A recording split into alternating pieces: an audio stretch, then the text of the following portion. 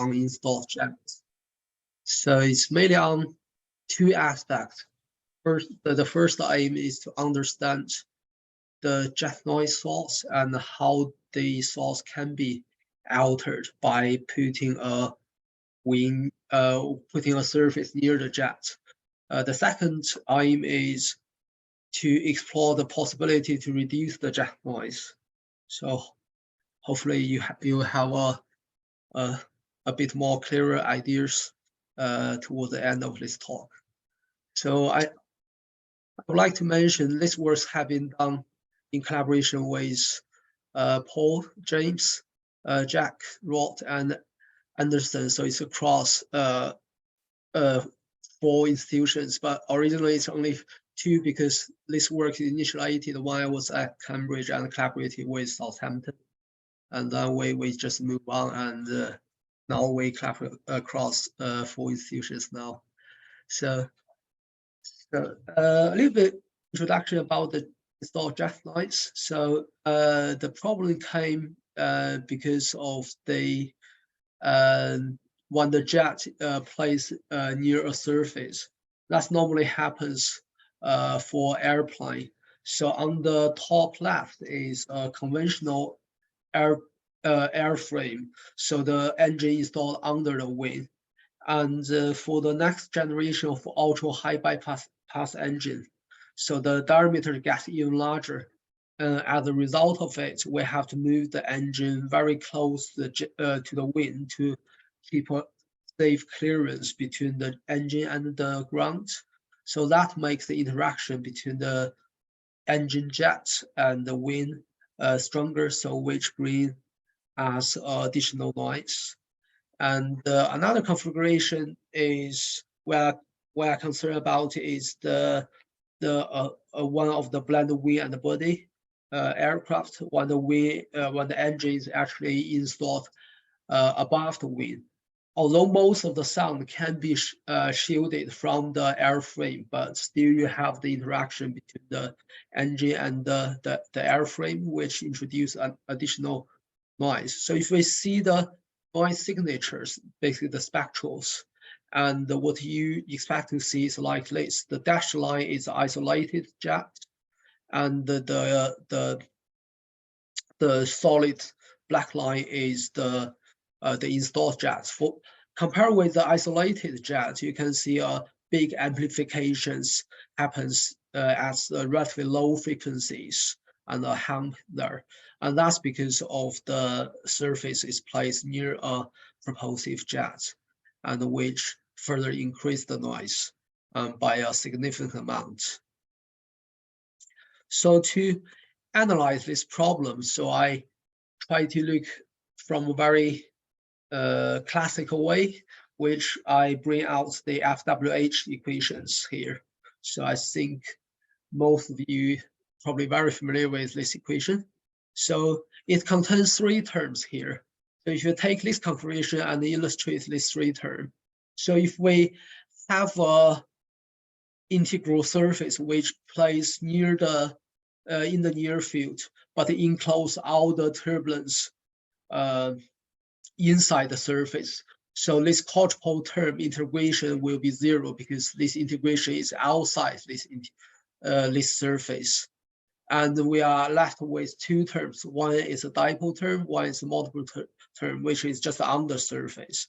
And we normally use this type of method to predict the total far-field noise from a CFD simulation. And if we see that in a different way, if we build the FW surface just on the airfoil, the wing, and the interesting thing is the monopole source, because this Q will be the mass flux across the surface. That will be 0 because that is the wall non-penetration boundary conditions. And that left with only 2 terms here. One is the dipole source, which is on the airfoil, which you can understand that as a so if this is a dipole source, so because the velocity will be 0 on the wall, that's just will be the unsteady pressure. Basically, it's the unsteady loading of the wind, which generates this dipole source. And another type of source is the turbulence is related to turbulence, basically turbulence mixing noise, and we call that quadrupole noise. So if we see in this way, we can decompose the noise source into two types. One is the quadrupole source because of the turbulence mixing, and the other part is the dipole source, which because of the unsteady loadings on the airflow or on the wind. So the research question I want to bring out here is two. So we know the insulation has these two types of noise source, and we just want to know how this wind insulation can change these two sources and how much it will contribute to the far field noise. So this is the main topics of my talk today. So I try to answer these two questions. So the first case I want to show you is a very canonical case. Basically, it's just a flat plate which installed above a jet. This jet is just single stream jet. So the figure I show you here is from the large eddy simulation. So I just repeat the process I just told you, and if we place the FWA surface which enclose all the turbulence in, and we will be able to predict the far field noise, which the surface is showing like this. We only left with the surface integration terms without this volume integration terms. And that's the permeable FWA surface method we normally use to predict the jet noise. And if we build the FW surface on the plate, and then we'll be able to split the noise source into two. One is the quadrupole source, which because of this jet plume, which is turbulence mixing. And the other one is the dipole source, which is just on the surface of the plate. And then we can calculate that individually. I will show you that later. And here I consider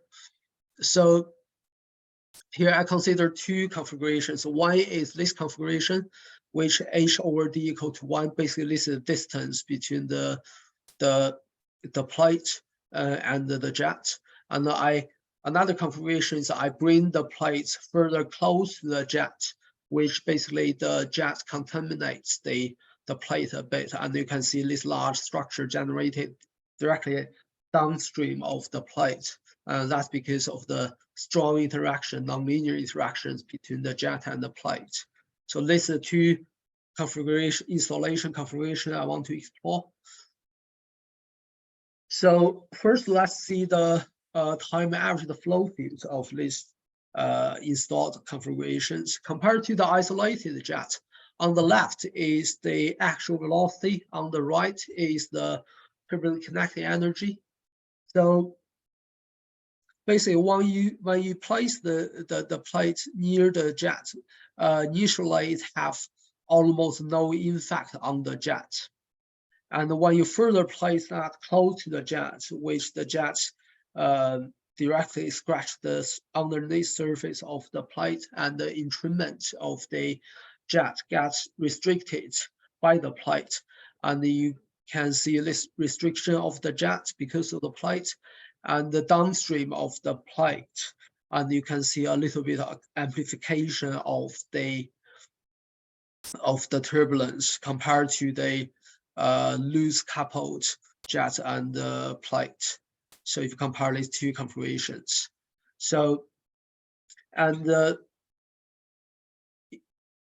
because of this turbulence mixing, this turbulent kinetic energy is is highly related to the turbulence mixing, which is a quadrupole source. Then I will use this flow field to analyze the quadrupole source and see their contributions to the far field. So the method we use is we use the acoustic analogy. So basically, we use a generalized Gaussian acoustic analogy. So to put that in a simple way is if we want to predict the far field noise, we will convolute the noise source, which is the RIJKL, which is a fourth order space-time correlation with the green functions. The green functions basically is a propagator which propagates the source to the far field. And here we just focus on this source, which is the fourth order space-time correlation. Basically, is the correlation of the Light-Hill tensor, which you can also understand that as a sort of like the Reynolds stress correlations here. And here I just illustrate how this space-time correlation looks like at different actual locations, and I plot that in the coordinate of the time delay and the spatial separation, and you can see the inclined contours, which basically mean this noise source is not stationary, it's convected with velocity, and the slope of this contour is equal to the convection velocity of the noise source. So basically, I first look at the amplitude of the source. I pick up the largest, the dominant noise source, which is R111. Basically, is the normal, is the correlation of the normal the Reynolds stress or Light-Hill tensor. Sorry, I plot that across the three configurations. If you compare with the isolated case, and what we can see is the small acceleration happens near the trailing edge of the jet, which damping the turbulence because the acceleration, and then you can see the little bit insulation effect of the plate when seeing the R111, which is the fourth order correlation. And if you compare these two configurations, when you further move the plate close to the jet, and this in fact gets even amplified, which the acceleration gets amplified and then decay of the turbulence. However, after the trailing edge of the jet, there's a big recovery and the increase of the noise source. That's probably because of the actual shears introduced by the plate, which generates this actual noise source, actual mixings, and which you have also seen that in the Q criterion, which I just showed you, the large scale of turbulence introduced directly downstream of the plate trailing edge. And if we look into this amplitude and its this noise source, it's not only R111 available for the quadrupole source. We have different other different components. So I just choose two typical position. One is under the wing and under the plate, and the other is directly downstream the trailing edge. And you can see the breakdown of the sources for three different configurations. Basically under the plate, and you can see the noise source is actually suppressed by the plate because of the acceleration, and the downstream of the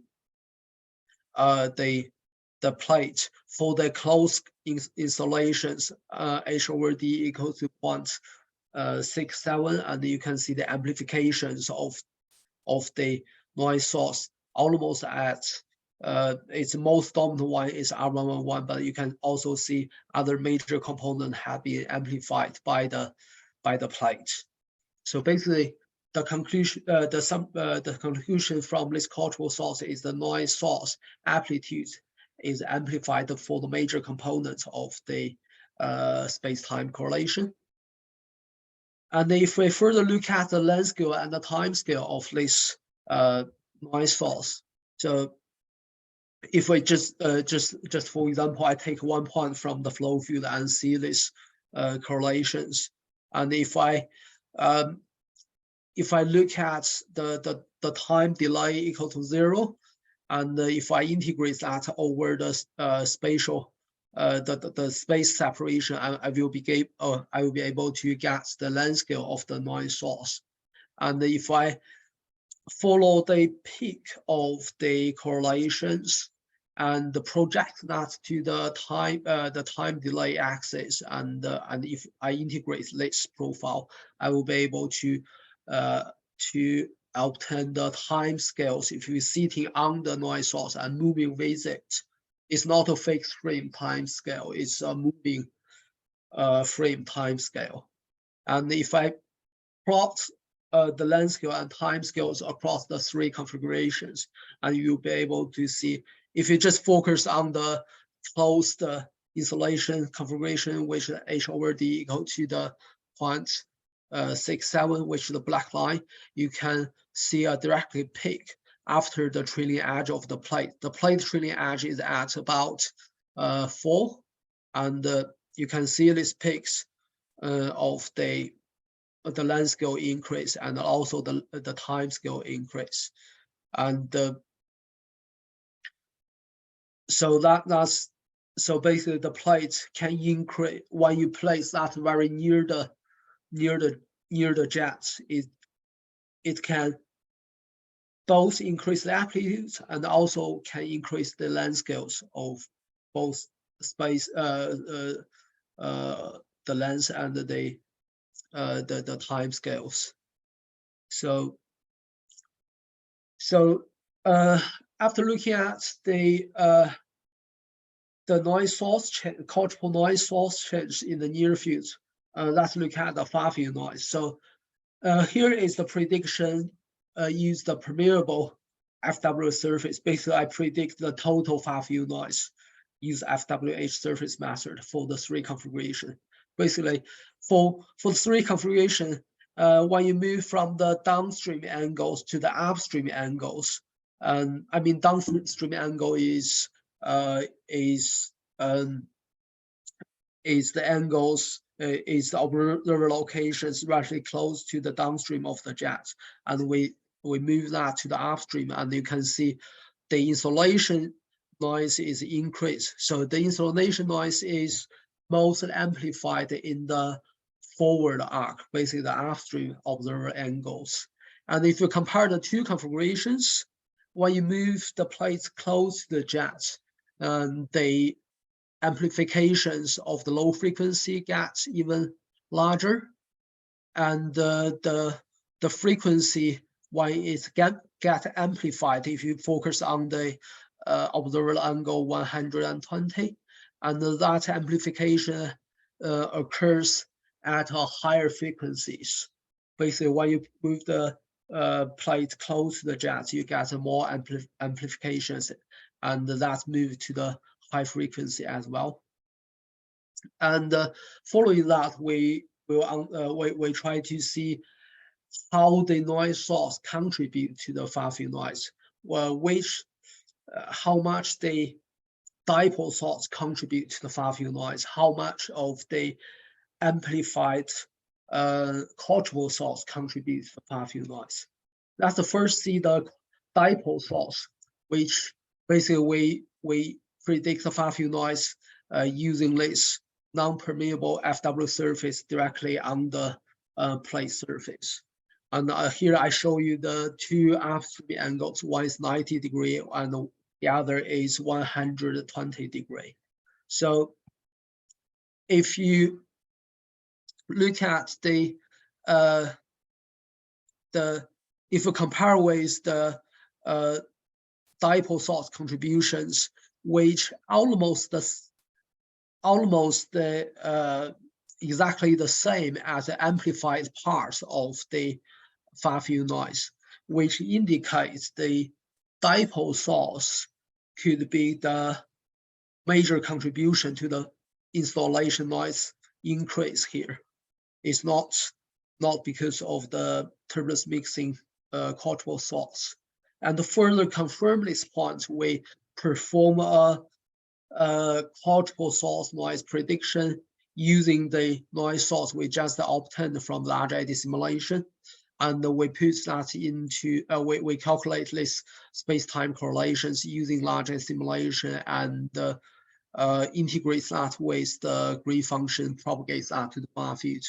And here I show you that two observer angles, one as 90 and one as 120. And you can see the far field noise is slightly increased by the control source because of this amplification and amplification of the amplitude and the increase of the length scale and time scale. However, the increase is very limited. It's slightly increased in the low frequencies and almost the same at slightly higher at high frequencies.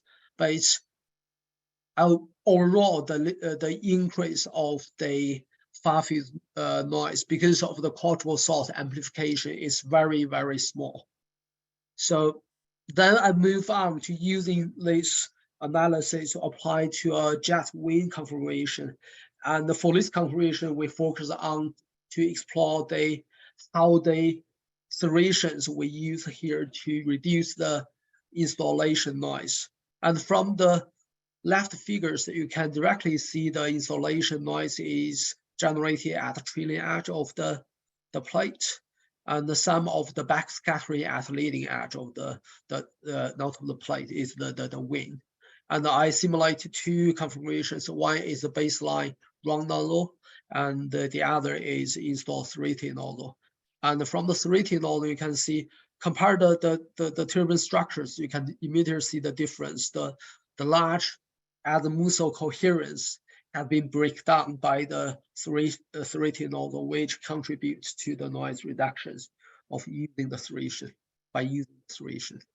So again, if we look at the mean flow fields, the actual velocity and the turbine kinetic energy, and you can immediately see the amplification of the turbine kinetic energy downstream of the wind compared to the isolated. And if using the serrations at the nozzle axis, and then we'll be able to reduce this interaction and the turbine's intensities here. And basically near the nozzle, if you zoom in very near the nozzle, it's actually the turbine intensity is first amplified near the nozzle, and then it decay fairly quickly compared to round jets. It's because the serrations, as we see here, is break down the turbines into very small scale. It's more close to the dissipation scales, which dissipates much more quickly than the round jets. And we use the FWA surface to propagate this noise to the far field, and we'll be able to evaluate the benefit of using serrations.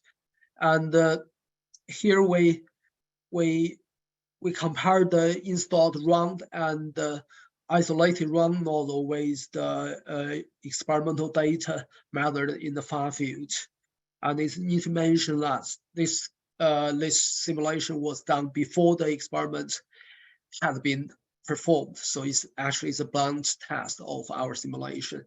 So actually it's a fairly good agreement we have achieved with the experimental data for both isolated and round jets. So we have a bit of confidence of the method we used to predict the far field noise. And based on that, we do the same simulation, use the same numerical setups for the serrated nozzle, and we'll be able to see the serrated nozzle actually can reduce the far field noise. It's very limited at the lower observable angle, which is close to the axis of the it's a downstream observable angle, and if to the forward arc, which is the upstream angles, you can see the reduction of the installation noise by about 4 to 5 dBs as a maximum frequency. So this is the overall effect of the serrated nozzle to reduce the installation noise. And the next question we want to ask is, what actually the solution do to the flow to reduce this insolation noise? So following the same analogy we did for the flat plate and the jets insulation configuration, and we split the noise source into the dipole source and the quadrupole source. And according to the recent research, this dipole source, primary part of the dipole source is because of the scattering of the hydrodynamic instability waves near the inside the jet shear layers. Basically, this instability waves, you cannot hear it. So it's called, you cannot hear it in the far field because that's the case where it's exponentially away from the jet. So that's also called the evanescent wave. And if we put a solid surface or trailing edge near the jet, and this inaudible pressure fluctuations become audible, it can be propagated to the far field. And so we can use a scattering model and to scatter these instant pressure waves of the evanescent pressure waves and propagate that to the far field to evaluate the dipole source contribution to the far field. And for the quadrupole source, again, we use the acoustic analogy and we figure out the space-time correlation of the Lie-Hill tensor, and then we convolute with the green functions to propagate to the far field. And this is just a bit of validation of the both of the model, and both are showing at 90 degrees, which is perpendicular to the jet. And you can see this black line is using the ambient scattering model. The input is the evanescent instability waves in the shear layers, and you can see it's perfectly recovered the amplifications of the low frequency noise, which is dipole source. So based on that, we use this method to analyze the quadrupole sources. So the similar way we're doing that is we perform this this analysis for the serrated nodal and the round nodal, and if we see the amplitude of the largest noise component, which the R111, and you can see the amplitude is actually reduced by the serrations. And if you see the breakdown, it's need to mention this breakdown is normalized by the largest component R111, so that you see 1 for the first component. And you can see the serrations actually introduce more anisotropy of the noise sources near the nodal.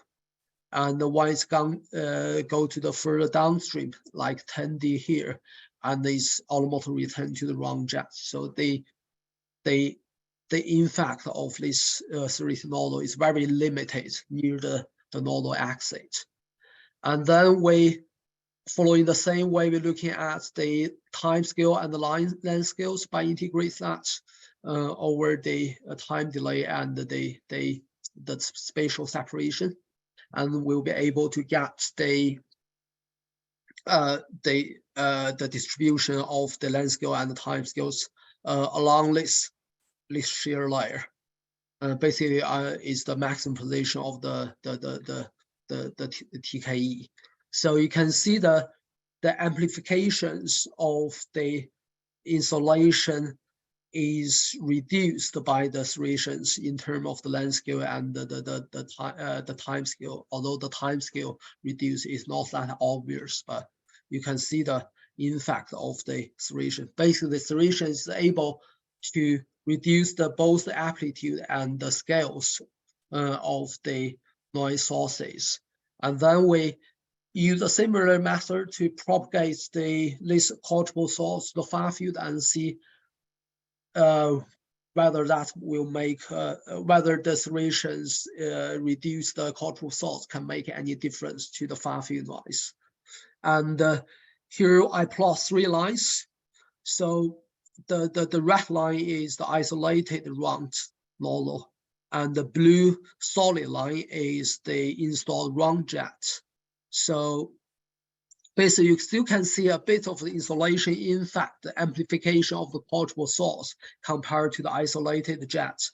And the far field noise amplification is not that much, it's about half dB or less. So it's very limited.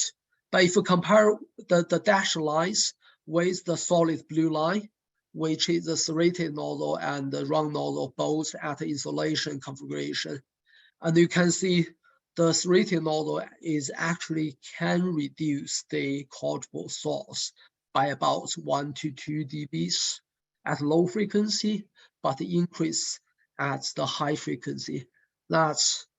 This observation is actually consistent with what have been found before for the isolated serrated nozzles, which can reduce the low frequency noise, but have a bit of the high frequency penalties. And you can see that for the insulation jet as well. And still you can see the amplification, the reduction is very limited. If you remember what I showed you before, at 120 degrees, the reduction by the serration is about 5 to 6 dB, but here we only see about 1 to 2 dB. So it's still not fully explain the reduction of the serrations for the insulation noise. And then we look at the other source, which is the dipole source. We're looking at the scattering of the hydrodynamic instability waves at the trailing edge. And here we extract the instability waves using the PUD analysis in the spectral domain. And we compare the installed round jet and serrated jet. And what we found is the amplitude of the instability waves gets suppressed, especially under the wing. And if you see the scatterings, and the scatterings of the noise at the trailing edge, it gets reduced by the suppression of the instability waves under the wing, and or which the suppression is actually the serrations actually help to suppress to reduce the amplitude of the instability waves under the wing. Sorry, yeah, if I put it this way, the serrations reduce the amplitude of the instability waves under the wing and directly downstream the wing, and which reduce the scatterings. And after now, we haven't performed the scattering the noise in the far field yet, but we can indirectly using a combined portable source prediction and with these figures, and this all indicate still the serration reduce the installation noise is mainly because of the reduce of the instability wave scattering, and the secondary is the portable source reduction by the serration. So then we come to the conclusions. So basically, I'm talking about two points here. One is on the noise source of the installed jets. So I categorize that into two types. One is a portable source because of the thermal mixing. The other is a dipole source because of the unsteady loading on the solid surface, either it's a plane or flat plate. And the amplitude, length scale, time scales of the portable source can be increased downstream of the trailing edge, but the contribution to the far field noise is very limited. So it's not actually contribute to the increase of the far field noise very much. And the major contribution of that increase is coming from the dipole source, which is is